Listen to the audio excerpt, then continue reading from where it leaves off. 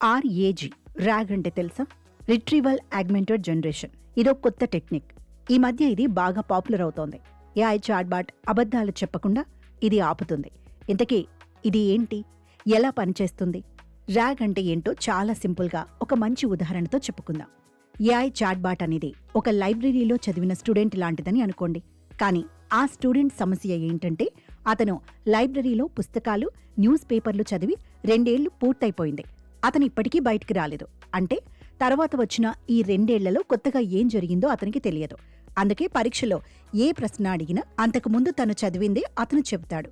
పైగా తనకి తెలిసిన దానికి సొంత కవిత్వం కొంత జతచేసి ఇదే కరెక్ట్ సమాధానం అంటాడు.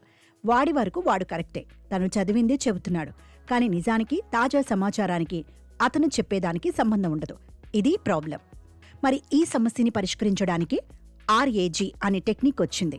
దీన్ని మనం ఓపెన్ బుక్ సిస్టంతో పోల్చవచ్చు. అంటే పరీక్షలో స్టూడెంట్ పుస్తకాలు, తాజా న్యూస్ పేపర్ చూసి ఆన్సర్ రాయవచ్చన్నమాట.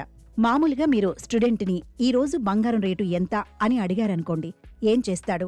తను 2 ఏళ్ల క్రితం చదివిన రేటు గుర్తుంటే అది చెబుతాడు. లేకపోతే అది పాతదని తెలుసు కాబట్టి, కొత్త డేటా లేదు కాబట్టి ఏదో ఒక నెంబర్ గెస్ చేసి చెప్తాడు. ఇది తప్పు అయ్యే ఛాన్స్ ఎక్కువ. కానీ ఓపెన్ బుక్ ఎగ్జామ్ అదేనండి. ర్యాగ్ పద్ధతిలో అయితే ఏం జరుగుతుందో తెలుసా?